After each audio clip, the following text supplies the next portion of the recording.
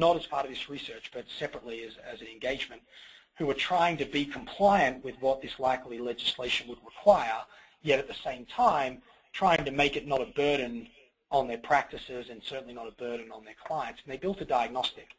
It was essentially a series of very insightful questions that helped to both solicit the risk profile of their investor, but more importantly, really understand the needs and goals, etc., of that group. And I know as Australians, we go, well, most advisors do that these days, but in the US context, actually, no, they don't. Most of them would see themselves as selling a lot of product.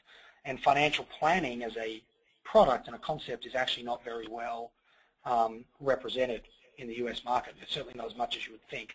So this was quite a new approach for these guys. And what was really interesting is they tracked across key categories whether there was a negative impact on sales or a positive impact on sales. And there was lots of anecdotal evidence of doing very, very well. But in the quantitative numbers, their life insurance sales went up 70%. And this was off, admittedly, during a pretty rough financial crisis, but it was not off a particularly low base. And life insurance has traditionally been a very high margin offering for this organization, but they had never been able to get their network of advisors to really drive that activity as much as they were driving their kind of more money management services.